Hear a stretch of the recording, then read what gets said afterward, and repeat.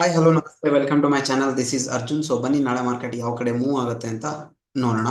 As of now bank Nifty one day time frame ಅಲ್ಲಿ ನೋಡೋದಾದ್ರೆ what signal it is giving actually one day time frame it's like completely ನಿನ್ನೆ strong bullish ಇತ್ತು, ಮೊನ್ನೆ strong bullish ಇತ್ತು, buying opportunity ಅಂತ ನಾವು ನೋಡಬಹುದಾಗಿತ್ತು.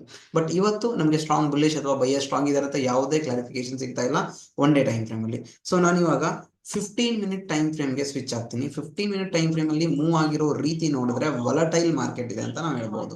So as of no ಈ level ಮೇಲ್ಗಡೆ ಬ್ರೇಕ್ ಆದ್ಮೇಲೆ ಮೇಲ್ಗಡೆ ಹೋಗಿದೆ, ಬಟ್ ಅದೇ ಪಾಯಿಂಟ್ ಇಂದಾನೇ ರೀಟೆಸ್ಟ್ ಆಗಿದೆ. Okay, actually so selling opportunity ನಮ್ಗೆ ಬೇಕು ಅಂದ್ರೆ ಇವಾಗ ಈ ಲೆವೆಲ್ ಕೆಳಗಡೆ ಬಂದಾಗ ಮಾತ್ರ ನಾವು ಸೆಲ್ಲಿಂಗ್ ಅಪಾರ್ಚುನಿಟಿ ನೋಡಬಹುದು. That is 53,275. ಇದ್ರ ಕೆಳಗಡೆ ಕ್ಲೋಸಿಂಗ್ ಸಿಕ್ಕರೆ ದಟ್ ಇಲ್ಲಿಂದ ಎಷ್ಟು ಪಾಯಿಂಟ್ ಹೋಗೋ ಚಾನ್ಸಸ್ ಇರುತ್ತೆ?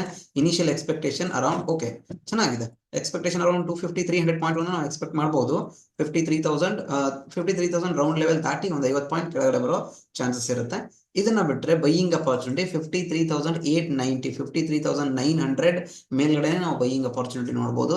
ಸೊ ಇಮಿಡಿಯೇಟ್ಲಿ ಒಂದ್ಸತಿ ಈ ರೌಂಡ್ ಲೆವೆಲ್ ಹತ್ರ ರಿವರ್ಟ್ ಅಥವಾ ಬ್ಯಾಕ್ ಬಂದಿರೋ ಕಾರಣ ಮೇ ಬಿ 54,000 ಹತ್ರ ಮಾರ್ಕೆಟ್ ಸಸ್ಟೈನ್ ಆಗ್ಬೋದು. ಒಂದು 20 ನಿಮಿಷ ಸಸ್ಟೈನ್ ಆಗಿ ಬ್ರೇಕ್ ಆದ್ರೆ ಬೈಯಿಂಗ್ ಅಪಾರ್ಚುನಿಟಿ, ಇಲ್ಲ ಅಂದ್ರೆ ನೋ ಬೈಯಿಂಗ್ ಅಪಾರ್ಚುನಿಟಿ.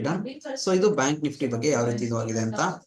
ಅಂಡ್ ಅದನ್ನ ಬಿಟ್ರೆ ನಿಫ್ಟಿಯಲ್ಲಿ ನೋಡೋದಾದ್ರೆ, ಸೊ ನಿಫ್ಟಿಯಲ್ಲಿ ಸೇಮ್ ಟು ಸೇಮ್ ಮೂವ್ ಆಗಿದೆ. And one day time frame dicey ಇದೆ. Okay, we can't take any decision based on one day time frame. Simple, very simple, high break ಆಗಬೇಕು. ಯಾವುದು 24,850 ಮೇಲ್ಗಡೆ ಸಸ್ಟೈನ್ ಆಗಬೇಕು. ಸಸ್ಟೈನ್ ಆಗೋದಂದ್ರೆ ಸ್ವಲ್ಪ ಕ್ಲೋಸಿಂಗ್ ಆದ್ರೂ ಸಿಗಬೇಕು, ಅಥವಾ ಒಂದು 5 ನಿಮಿಷ ಮಾರ್ಕೆಟ್ ಸ್ಪೆಂಡ್ ಆದ್ರೂ ಮಾಡಬೇಕು. ಈ ರೀತಿ ಸೆಲ್ಲಿಂಗ್ ಅಪಾರ್ಚುನಿಟಿ ಬೇಕು ಅಂದ್ರೆ 24,514. ಸೊ ಇನ್ನ 5 ಮಿನಿಟ್ ಟೈಮ್ ಫ್ರೇಮ್ ಅಲ್ಲಿ ನಾವು ನೋಡೋದಾದ್ರೆ ಯಾವಾಗ ಮಾರ್ಕೆಟ್ ಇದ್ರ ಹತ್ರ ಬರುತ್ತೋ, ಓಕೆ, ಸೊ ಇಲ್ಲಿಂದ ಶಾರ್ಪ್ ಆಗಿ ಮೂವ್ ಆಗೋಗಿರೋ ಕಾರಣ ಈ ಲೆವೆಲ್ ಹತ್ರ ಬಂದಾಗ 24,560 to 520 ಈ 40 ಪಾಯಿಂಟಿನ ಹತ್ರ ಬಂದಾಗ ಅಗೇನ್ ಸ್ವಲ್ಪ ಮಾರ್ಕೆಟ್ ಮೇಲ್ಗಡೆ ಹೋಗ್ಬೋದು. ಆವಾಗ ಒಂದು ಸ್ಮಾಲ್ ಸ್ಕ್ಯಾಲ್ಪಿಂಗ್ ಅಪಾರ್ಚುನಿಟಿ ತಗೋಬಹುದು maybe. But high break ಆಗೋ ಚಾನ್ಸಸ್, ಅದು ಫ್ಲಾಟ್ ಓಪನ್ ಆಗಬೇಕು, ಇದೇ ಝೋನ್ ಅಲ್ಲೇ ಓಪನ್ ಆಗಿ ಈ ಹೈ ಬ್ರೇಕ್ ಆದ್ರೆ ಸೊ ಸ್ಕ್ಯಾಲ್ಪಿಂಗ್ ಪ್ರಕಾರ ಒಂದು 60 ಪಾಯಿಂಟ್ ನಾವು ಕ್ಯಾಪ್ಚರ್ ಮಾಡಬಹುದು. 24,760 ಮೇಲ್ಗಡೆ ಅಕಸ್ಮಾತ್ ಹೋಯ್ತು ಅಂದ್ರೆ 60 ಪಾಯಿಂಟ್ ಸಿಗೋ ಚಾನ್ಸಸ್ ಜಾಸ್ತಿ ಇರುತ್ತೆ. ನೋಡೋಣ ಅದನ್ನ. So as of now that's it about Nifty. Sensex ನೋಡೋದಾದ್ರೆ ಸೇಮ್ ಟು ಸೇಮ್ ಪ್ರತಿಯೊಂದು ಆಲ್ ಇಂಡೆಕ್ಸಸ್ ಸೇಮ್ ಇದಾವೆ. ಸೊ ಟ್ರೇಡ್ ಮಾಡ್ಬೇಕಂದ್ರೆ ಸೇಮ್ ಅಪಾರ್ಚುನಿಟಿನೇ ನಾವು ನೋಡ್ಬೇಕಾಗತ್ತೆ. ಸೊ ಸೆನ್ಸೆಕ್ಸ್ ಈ ಲೆವೆಲ್ ಮೇಲ್ಗಡೆ ನಾವು ನೋಡ್ಬೇಕಾಗತ್ತೆ ಫಾರ್ ಸ್ಕ್ಯಾಲ್ಪಿಂಗ್ ಅಪಾರ್ಚುನಿಟಿ. ಓಕೆ, 81,967 ಮತ್ಲಬ್ 82,000 ಮೇಲ್ಗಡೆ ಅಥವಾ 82,000 ಹತ್ರ ಕ್ಲೋಸಿಂಗ್ ಸಿಕ್ಕರೆ ಸೊ ನಮಗೆ ಇಮಿಡಿಯೇಟ್ಲಿ ಆಸ್ ಅ ಸ್ಕ್ಯಾಲ್ಪಿಂಗ್ ಒಂದು 150 ಅಥವಾ 120 ಪಾಯಿಂಟ್ ಸಿಗೋ ಚಾನ್ಸಸ್ ಇರುತ್ತೆ. ಇದನ್ನ ಬಿಟ್ರೆ ಯಾವಾಗ ಈ ಝೋನ್ ಅಲ್ಲಿ ಬರುತ್ತೋ ಮಾರ್ಕೆಟ್, ಈ ಝೋನ್ ಅಲ್ಲಿ ಅರೌಂಡ್ ಒಂದು 70-80 ಪಾಯಿಂಟಿನ ಝೋನ್ ಅಂತ ನಾವು ಕನ್ಸಿಡರ್ ಮಾಡಬಹುದು. ಇದನ್ನ 80-90 ಪಾಯಿಂಟಿನ ಝೋನ್ ಅಂತ ಕನ್ಸಿಡರ್ ಮಾಡ್ಕೊಂಡ್ಬಿಟ್ಟು ಯಾವಾಗ ಮಾರ್ಕೆಟ್ ಇದ್ರ ಹತ್ರ ಬಂದಾಗ ಸಪೋರ್ಟ್ ತಗೊಂಡ್ ಮೇಲ್ಗಡೆ ಹೋಗೋ ಚಾನ್ಸ್ ಇರುತ್ತೆ. 5 ಮಿನಿಟ್ ಟೈಮ್ ಫ್ರೇಮ್ ಅಲ್ಲಿ ನೋಡ್ತಾ ಇದೀವಿ ಅಂದ್ರೆ ಅದಕ್ಕಿಂತ ಕಡಿಮೆ ಟೈಮ್ ಫ್ರೇಮ್ ಅಲ್ಲಿ ಒಂದು ಸ್ಟ್ರಾಂಗ್ ಬುಲ್ಲಿಶ್ ಕ್ಯಾಂಡಲ್ ಗಳನ್ನ ನೋಡಬೇಕು.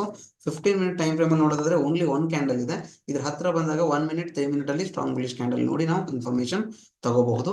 So completely trend capturing 500-600 point ಬೇಕು ಅಂದ್ರೆ 82,300 ಮೇಲ್ಗಡೆ ಮಾರ್ಕೆಟ್ ಸಸ್ಟೈನ್ ಆಗಬೇಕು ಸೆನ್ಸೆಕ್ಸ್. ಅಂದಾಗ ಮಾತ್ರ ನಾವು ಬೈಯಿಂಗ್ ಅಪಾರ್ಚುನಿಟಿಯನ್ನ ನೋಡಬಹುದು ಫಾರ್ ಟ್ರೆಂಡ್ ಕ್ಯಾಪ್ಚರಿಂಗ್ 200, 300, 500 ಪಾಯಿಂಟ್ ಗಳನ್ನ ಕ್ಯಾಪ್ಚರ್ ಮಾಡೋದಾದ್ರೆ. So that's it for today. Thank you.